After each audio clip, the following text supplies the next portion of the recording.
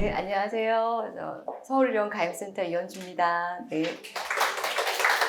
다들 바쁘신데 참석해 주셔서 감사드립니다. 임신할 수 있는 상인가라고 제가 제목을 적었는데요. 사실 임신이라는 게 저희가 이제 하다 보면 노력하지 않아도 굉장히 쉽게 되는 분들이 있고요. 시간과 비용과 그리고 노력을 많이 들여도 어려운 분들이 있습니다. 근데 이렇게 무겁고 어려운 임신이라는 주제에 대해서 오늘은 조금 더 쉽게 가보도록 하겠습니다. 다들 관상 영화 보셨나요?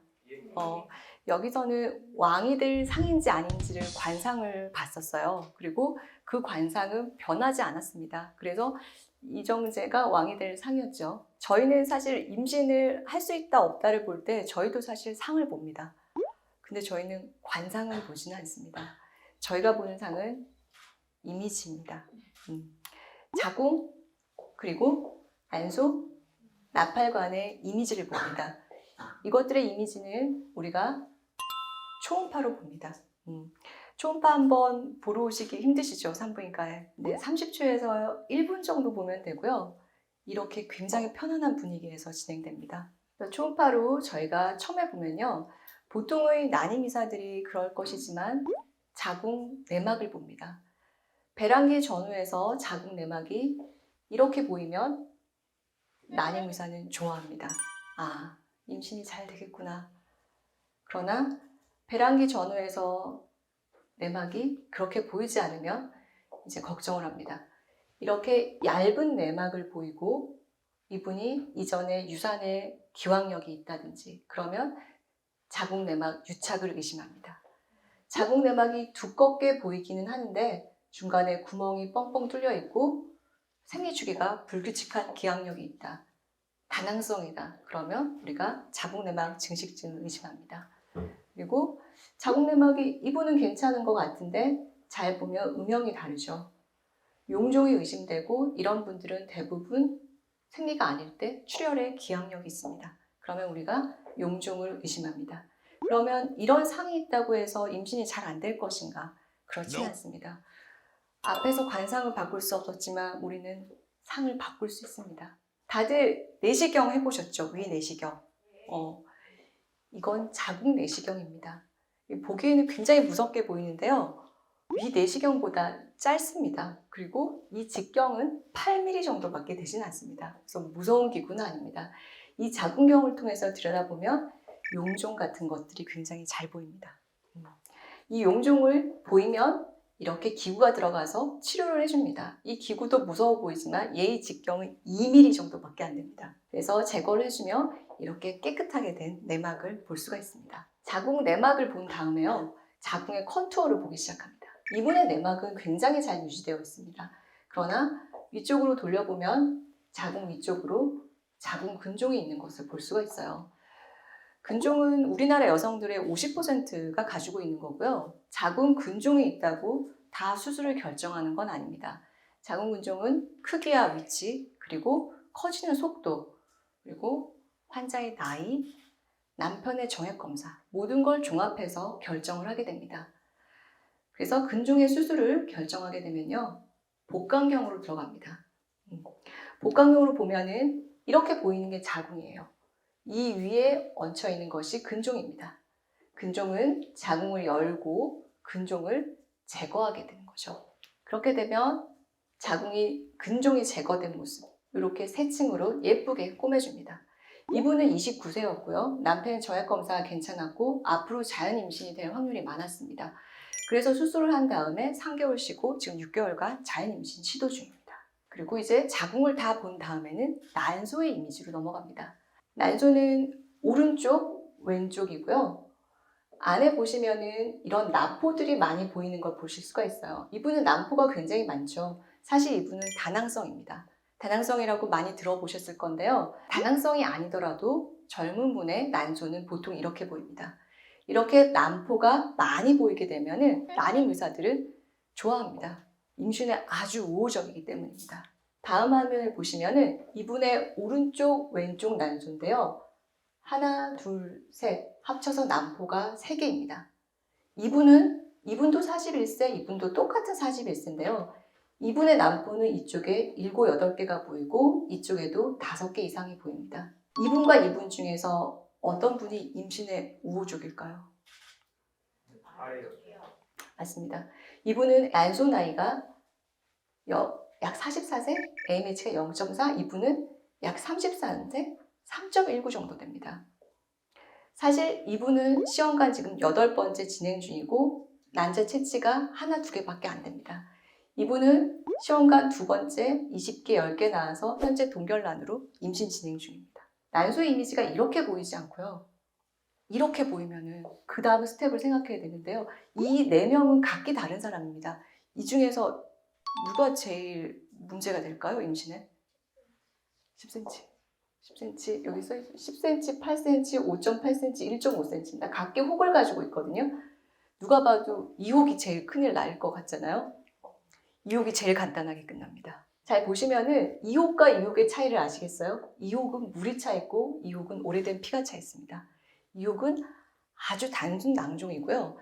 이건 수술해주면은 난소에도 별다른 영향을 안 미치고 자임신을 시도할 수 있는 아주 간단한 혹입니다. 이 혹과 이 혹은 같은 혹이고요. 안에 자궁 내막 조직이 들어있는, 그래서 오래된 피가 들어있는 거. 이것도 똑같이 자궁 내막종입니다. 그런데 이 중에서 가장 문제가 되는 것은요. 이것들이 아니고 이쪽입니다. 이런 혹들은 사실은 커지는 속도가 빠르고 빨리 발견이 되기 때문에 빨리 치료되는 경우가 많습니다. 이 자궁 내막종은 혹을 만들 뿐만 아니라 수술을 하러 들어가면 이런 자궁 내막 조직이 복강 내에 흩어져 있는 걸 볼 수가 있어요. 이런 자궁 내막 조직은 유착을 일으킵니다. 그래서 생리통이 더욱더 심해집니다. 이런 유착들은 나팔관의 유착을 불러와서 난임을 유발하는 경우가 많죠. 그래서 이런 큰 혹들을 우리가 수술을 해주고요. 이렇게 혹을 열면은 오래된 피가 보이고요. 혹을 열어주고 치료를 해주면 이분은 굉장히 깨끗하게 난소가 유지되는 걸 볼 수가 있습니다. 실제 제 환자고 33세고 혹 5.8cm를 수술한 다음에 난자 약 40여 개를 얼려놓고 지금 동결난 진행 중입니다. 그러나 앞서서도 말씀드렸듯이 이런 작은 혹들이 더 문제가 된다고 말씀을 드렸어요. 이런 혹들은 사실은 잘 발견되지 않아요. 그래서 한참 뒤에 발견되는 경우가 많아요. 그러면 이런 혹들은 치료 방법이 뭐가 있을까요? 보통 우리가 4cm 이상 정도에서 수술을 고려하게 되고요. 수술을 하게 될 때는 득과실을 따져보게 됩니다. 그런데 이렇게 작은 혹들은 사실 수술을 하면은 득보다는 실이 많습니다. 그리고 이렇게 작은 혹들은 진행을 안 하고 오랜 후에 발견이 되기 때문에 난소에 파고들어서 난소 나이가 낮은 경우가 많아요. 그리고 난소에 파고들어서 난자의 질을 좋게 하지 않기 때문에 시험관 결과도 그렇게 좋지 않습니다. 그래서 이쪽이 결과가 사실은 제일 안 좋다고 할 수 있어요. 그런데 이런 것들은 우리가 이른 초음파로 빨리 발견을 할 수가 있어요.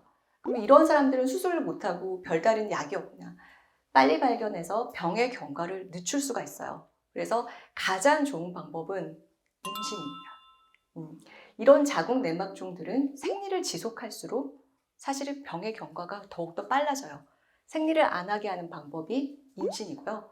그러면 몸에 내인성 호르몬이 안 나와서 자궁 내막종의 경과가 좀 더뎌집니다. 그래서 임신을 원하지 않을 시에는 우리가 생리를 안 하게 하는 자궁 내막종 약을 쓰거나, 그리고 난소 기능이 많이 떨어져 있을 때는 조금 더 젊은 나이에 난자를 동결하기도 합니다. 이 영상이 우리 병원에서 찍은 나팔관 사진입니다.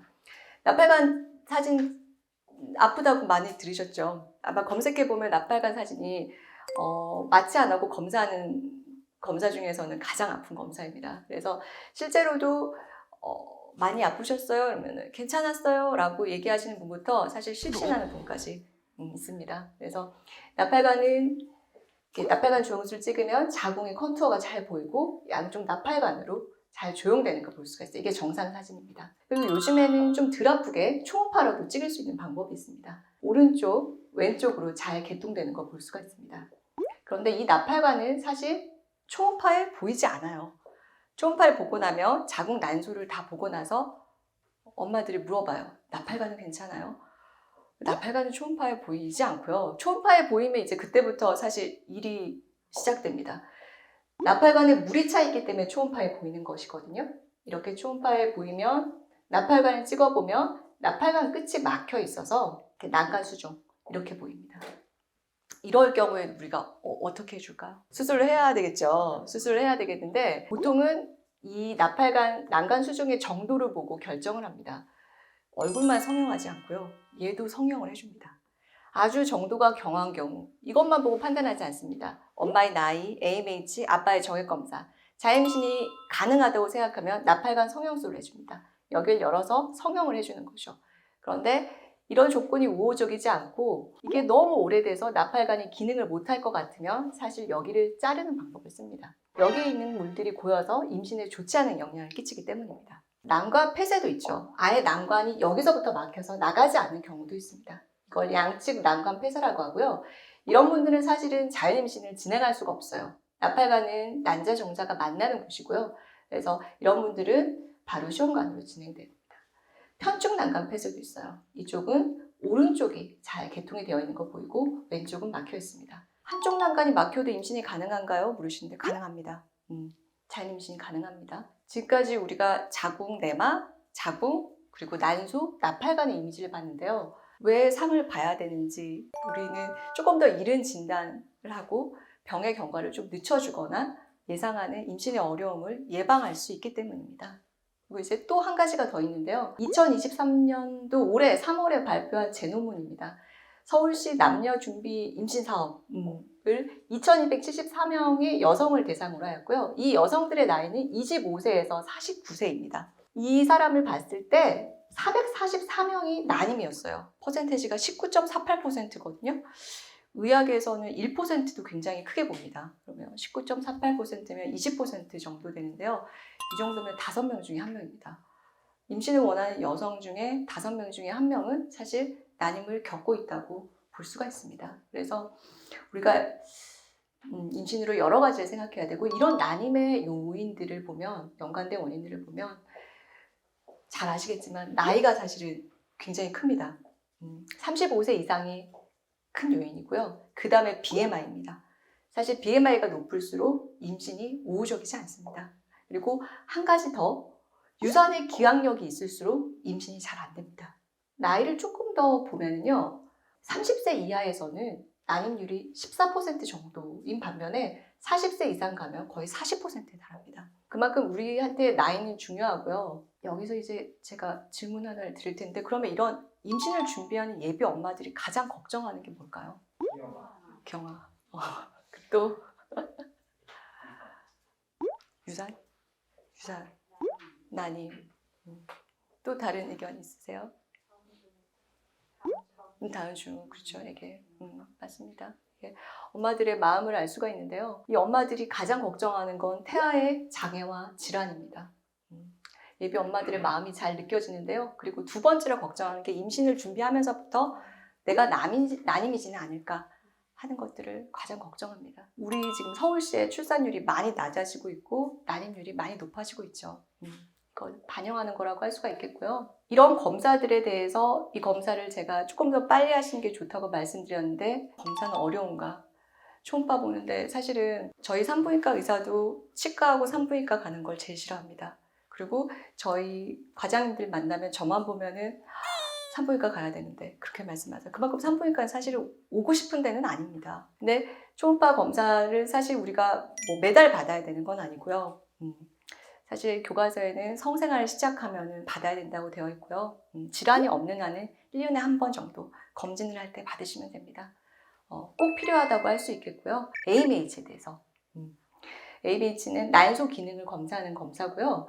이거는 피만 뽑으면 됩니다. 그래서 검진을 하실 때 저희과에서 피검사 요구하시면 검진과 동시에 하실 수가 있습니다.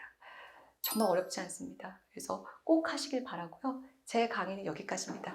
들어주셔서 감사합니다. 미혼도 계시고 이제 지금 뭐 결혼 중이신 분도 계시고 뭘 해야 돼요? 라고 가장 많이 물어봐요. 근데 가장 간단한 거지만은 사실은 앞에서도 얘기했듯이 이른 진단이 가장 중요해요. 대부분의 사람은 별다른 질병이 없습니다. 근데 질병이 있는 경우에는 우리가 이른 진단이 뭔가를 예방할 수가 있습니다. 그래서 초음파 한번 보시고 피검사할 때 AMH 한번 해보시라는 거 꼭 말씀드리고 싶고요. 그 정도만 해도 너무 충분합니다. 더 이상 뭘 해야 되고 이런 건 없습니다. 결혼하신 분도 사실은 마찬가지입니다. 검진하실 때 꼭 그 검사 한번 해보시라는 거 말씀드리고 싶어요.